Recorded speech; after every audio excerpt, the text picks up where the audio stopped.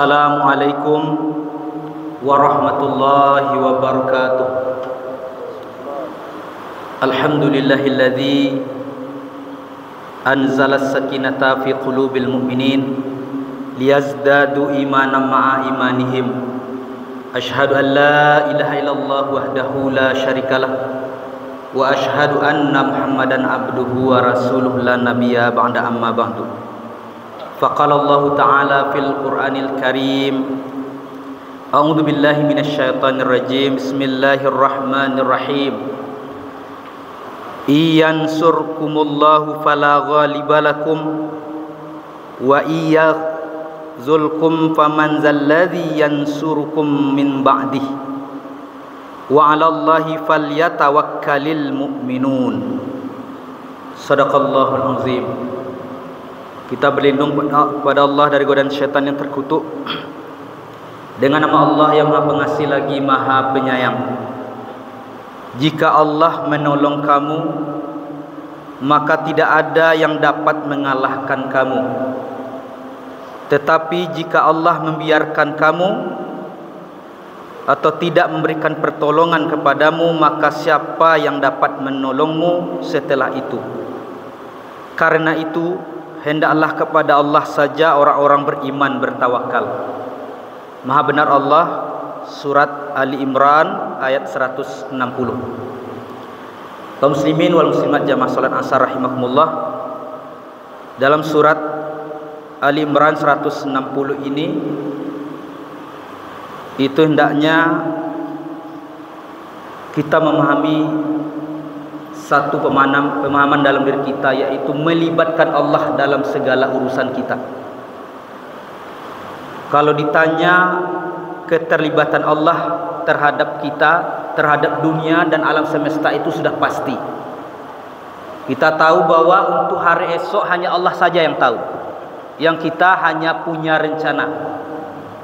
Usia kita hari ini sampai kapan batasnya, itu hanya Allah saja yang tahu. Tidak akan ada di antara kita yang tahu tentang usia kita masing-masing, tentang apa yang ada di alam semesta ini, kapan terjadi hujan, di mana terjadinya hujan, di mana terjadinya banjir, kapan terjadinya bencana dan sebagainya, termasuk hari kiamat pada akhirnya dunia ini, itu hanya Allah yang tahu.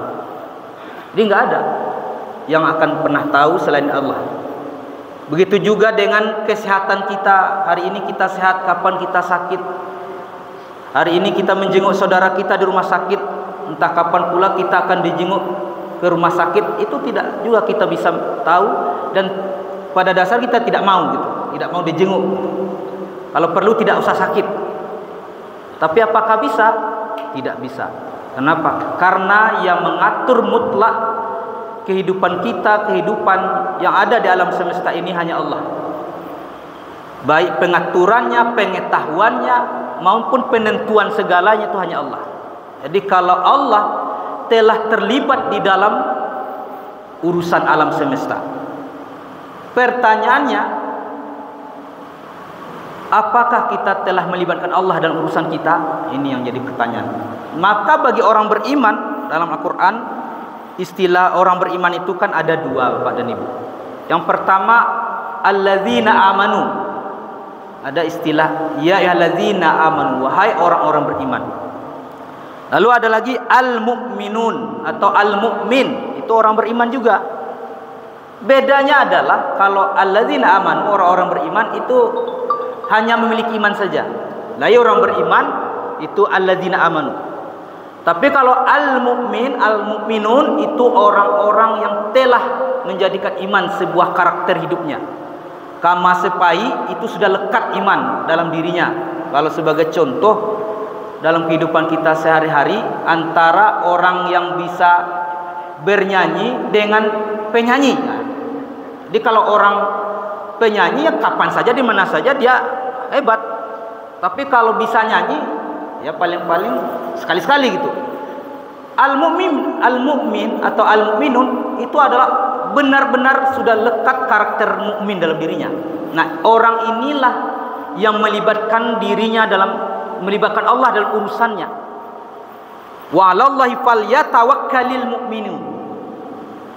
Dan kepada Allah lah orang yang beriman itu, orang yang berkarakter mukmin itu bertawakal. Nah, dalam kehidupan kita sehari-hari Bapak dan Ibu, kita memang butuh Allah. Nggak mungkin kita tidak butuh Allah Bapak dan Ibu. Bahkan sebagai contoh bagi kita umat Islam, contoh teladan uswatun hasanah yang telah diakui dalam Quran dan juga oleh Allah sendiri adalah Nabi kita. Sesaat pun Nabi kita tidak pernah melepaskan Allah dalam dirinya. Bayangkan, sudah jelas utusan Allah, lalu hidupnya melibatkan Allah dalam urusannya. Kapan? Itulah doa yang bisa kita baca pada Ibu. Naik kendaraan, bacalah doa. Kita tidak tahu di tempat mana kita kecelakaan, tahu tiba-tiba Allah menyelamatkan kita. Kita butuh perlindungan Allah, kita butuh pertolongan Allah. Kalau Allah telah menolong, nggak ada yang bisa akan mencelakai kita. Begitu juga sebaliknya, ketika Allah membiarkan kita, memang kita merasa sombong, mungkin tidak butuh pertolongan Allah, lalu biarkan kita oleh Allah, maka tidak ada seorang pun yang mampu menolong kita. Sebagai contoh terakhir, perang Badar pada Ibu itu luar biasa. Dikisahkan dalam buku sejarah, 313 orang pasukan muslim, ini perang besar, perang pertama, lalu perang Badar terjadi di bulan Ramadan. 313 orang Islam, pasukan muslimin. Lalu pasukan kafir berapa? 1000 orang, Ibu. Kalau tidak mengandalkan Allah, logika saja kita andalkan mungkin ilmu pengetahuan secanggih apa, orang sudah berpikir aja di atas kertas itu menang yang banyak, karena banyak pasukannya 1:3. Jadi 3 orang lawan 1 orang. Nah, logikanya udah menang yang 3. 1 lawan 1 aja untuk menang. Nah, sekarang 3 lawan 1.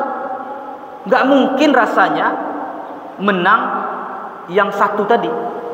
Lalu apa yang terjadi? Datang pertolongan Allah di malam atau beberapa saat sebelum mereka berperang. Apa pertolongan Allah? Siapa menentukan terjadi perang pada perang Badar? Memang Badar itu sudah disepakati, Pak Ibu. Kau pasukan muslimin dengan pasukan kafir tidak pernah bersepakat perangnya di Badar, tidak pernah sepakat. Tapi telah bertemu pasukan di waktu itu terjadi perang. Kan mereka ingin bertemu, kapan bertemu terjadi perang. Kalau tidak bertemu itu tidak berperang. Nah, menentukan tempat Badar itu siapa? Allah. Lalu yang kedua, pada malam harinya sebelum terjadi perang ada mimpi. Ngasih mimpi siapa? Allah.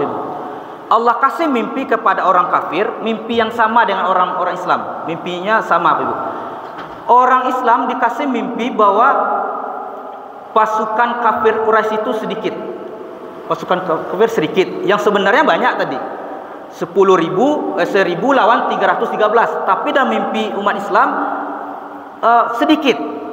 Apa yang terjadi? Timbul pertolongan Allah, menguatkan hati mereka. Ternyata kuat mentalnya, ternyata tidak banyak. Coba kalau dimimpikan pasukan itu banyak.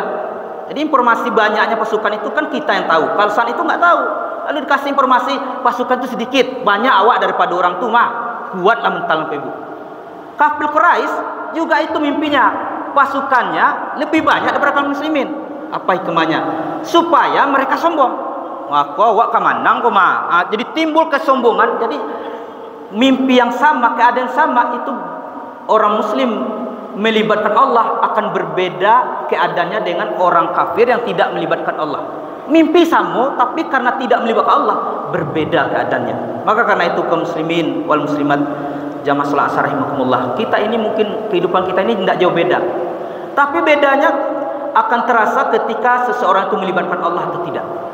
Ketika dapat duka orang melibatkan Allah, dia tidak terlalu berduka. Tapi ketika orang yang tidak melibatkan Allah, jo Tuhan, jo Allah pun salah di matanya. Dan ini sangat nauzubillah min zalik sekali Bapak dan Ibu. Maka karena itu marilah kita libatkanlah Allah dalam urusan kita, lalu di akhir urusan kita serahkan pula kepada Allah Subhanahu wa taala. Assalamualaikum warahmatullahi wabarakatuh.